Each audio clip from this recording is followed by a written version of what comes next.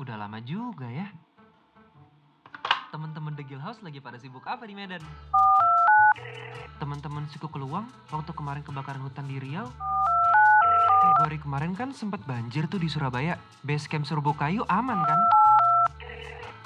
Anak-anak Serum sama Sanggar Anak Akar sibuk gak sih weekend ini? Nah, pas kalau gitu.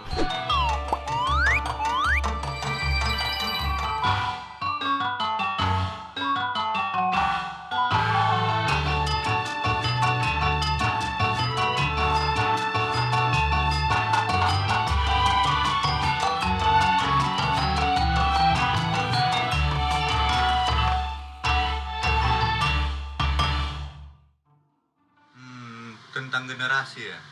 Iya, jadi menurut kalian ada senioritas gak sih? Karena Serum berasal dari satu kampus yang sama, dari UNJ, sebenarnya rasa senioritas sih ya ada, cuman dalam bentuk lebih respect aja sama angkatan yang lebih tua.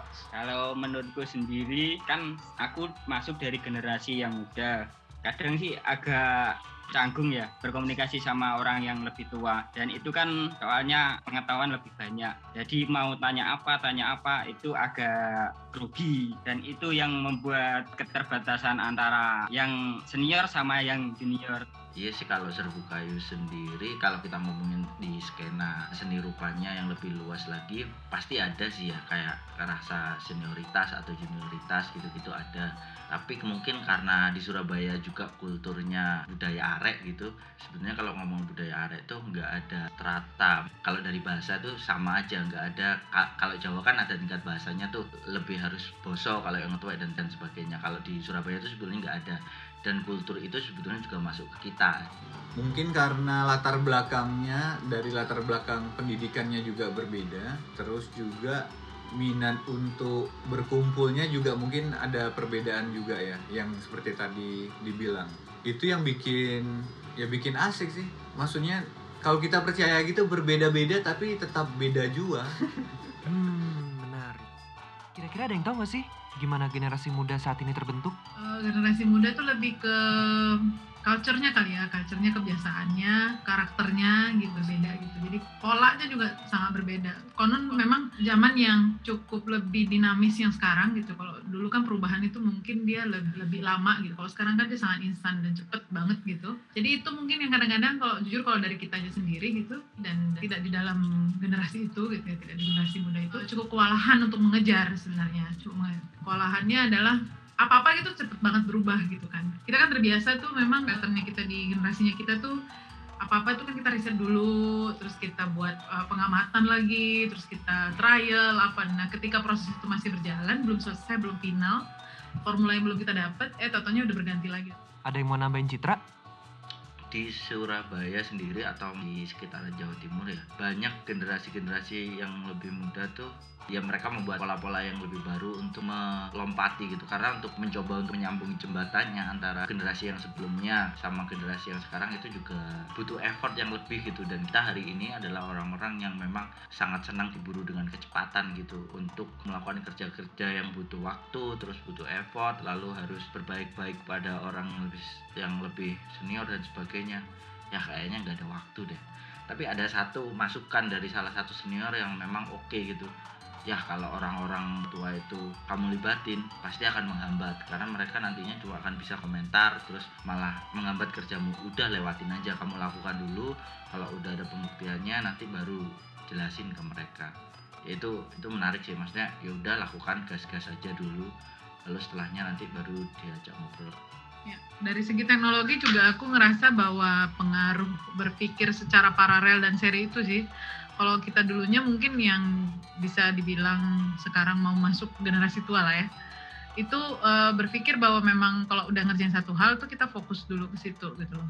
Terus kalau generasi yang lebih tuanya sendiri, menurut kalian ada upaya nggak sih? Bagaimana komunikasinya antara generasi tua dan muda emang sekarang lagi intens juga sih. Yang generasi sebelum kita itu berusaha untuk menyamakan frekuensi, tapi nggak bisa karena mungkin ada yang sekat-sekat yang nggak bisa ditembus juga dengan generasi yang lebih dulu ya. Kalau menurutku ya ada gap gitu, ada gap yang nggak bisa kita nafikan juga, bahwa itu yang membuat memang berbeda gitu, apalagi di konteks daerah ya. Tapi ada hal-hal yang ingin diselaraskan, maksudnya mencoba untuk wah kita beda nih, tapi bagaimana si perbedaan ini bisa bukan disatukan, beda tetap beda gitu, tapi bisa satu sama lain melihat perspektif atau sudut pandang yang berbeda pula.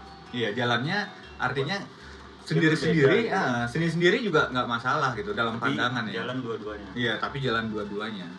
Kalau menurut gue, kalau di serum pribadi ya udah nggak mikir jenjang usia gitu ya, udah nggak ada gap usia karena memang satu frekuensi aja sih, tujuannya sama, udah itu aja sih. Ada yang pengen dibawa gitu, ada yang pengen disampaikan, ya udah sama gitu. Even paling tua sampai yang paling muda sekalipun gitu, mereka udah nggak ngeliat lagi, oh umur lu sekian ya gitu. Tapi emang lu sama gua mau ke tujuan yang sama, sana. Udah lagi nggak ngomongin umurnya. Kadang itu yang muda lebih ngegap dibanding yang tua. Antara pemuda dan pemuda itu sulitlah disamakan pemikirannya. Ya kalau aku nambahin mungkin ya biasanya mungkin karena kalau yang teman-teman yang sebaya tuh spiritnya masih sama berapi-api semua dan masing-masing punya ego gitu. Ya, akhirnya di satu poin juga sering kali nggak ketemu, seolah-olah berseberangan gitu, padahal nggak juga. Tapi karena ya yang terjadi seperti itu akhirnya ya wis, karena nggak ada komunikasi yang baik, ya tidak pernah ngobrol secara intens atau apapun, akhirnya terjadi gesekan gitu loh. Terus itu juga sih berpengaruh juga sama persepsi ataupun cara berpikir generasi muda sekarang gitu. Ada beberapa generasi muda menganggap bahwa antar kolektif ini dua aja gitu. Kalau nggak musuhan harus nyatu gitu, persatuan dan kesatuan gitu kan. Pas kita generasi mudanya kan, nilai yang kita yakini itu adalah antar ruang ataupun antar komunitas itu sebenarnya silahkan dengan kesibukan, dengan keyakinan, dengan hak, dengan kerusuhannya masing-masing. Malah kalau kami sih percaya harus, kemarin juga sempat diskusi soal ini, harus ada persaingan sih di antara kolektif itu gitu. Kami sempat diskusi gitu kan, yang generasi kami sama yang muda-muda gitu kan. Yang muda-muda menganggap ya harus respect gitu. Karena respect ya silaturahmi tadi itu aja. Takutnya terjebak sama bahasa respect tadi gitu loh. Betul. Respect ini harus respect gitu, agak absurd kan, respect itu bentuknya apa sih gitu, respect, nah gitu. Jadi kami malah menyarankan untuk harus ada persaingan di antar kolektif, itu yang membuat yang regenerasinya itu jadi punya semangat gitu, semangat untuk menyaingi kolektif lain gitu. Nah, mungkin dari Sanggar Anak Akar bisa share sudut pandang untuk antisipasi konflik yang dari tadi kita bicarain. Sanggar mengaplikasikan ada ruang pleno di situ, terus ada ruang dulu Dewan Koordinasi Anak. Artinya kenapa gap itu nggak muncul gitu sebenarnya, karena ruang-ruang dialog itu cukup banyak yang diaplikasikan di Sanggar. Jadi ketika misalnya dalam 1 bulan kita berinteraksi, ada saatnya kita di dalam kelas belajar disiplin dan lain-lain, ada saatnya kita berkomunitas, ada saatnya jam-jam kebersamaan dan lain-lain. Di dalam satu komunitas yang orangnya banyak begitu, pasti 1-2 ada anak yang nggak disiplin, cuek, selengean, kayak gitu ada. Misalnya kayak pleno bulanan, semua anggota di Sanggar Akar itu bisa maki-maki antar individu ketika dia ngalami persoalan yang sangat membuat dia emosi ya. Misalnya itu momen-momen yang dinanti-nanti si anggota itu. Ketika udah kelar pleno, ya udah fine, kita kembali lagi, kita coba berusaha untuk berubah dan lain-lain. Dan uniknya lagi, Sanggar Anak Akar atau rektor tidak bisa mengambil keputusan sewenang-wenang tanpa ada musyawarah dengan Dewan Koordinasi Anak. Apalagi keputusan itu menyangkut kehidupan anak-anak di komunitas. Aku pikir itu kenapa tidak terjadi gap antar regenerasi di Sanggar. Artinya ada ruang penyelesaian yang mampu mengembalikan situasi ke normal lagi. Ditambah lagi nih Kak, kita di Sanggar setiap tahunnya nulis yang namanya refleksi diri. Itu seru banget. Jadi setiap anak yang terlibat sebagai peserta didik atau orang dewasa yang sebagai pengurus atau fasilitator memang diharuskan dan diwajibkan untuk menulis refleksi diri ini. Jadi kita memang berkaca, kita melihat diri kita sebagai individu. Kalau misalkan tadi di forum pleno, memang kita mau mengkritik orang di situ, lalu kita juga mau ngeluarin unek-unek kita untuk komunitas. Nah, kalau untuk direfleksi diri ini, kita serunya adalah berkaca benar-benar buat diri sendiri. Jadi ngomongin kolektif sebenarnya juga dari setiap individu harus berkaca lagi ya ke diri sendiri, karena pada akhirnya tiap individu mencerminkan kolektifnya juga. Luar biasa, inspiring. Nah, saking fokusnya ngobrol sampai lupa makan kita. Ayo loh, makan, monggo.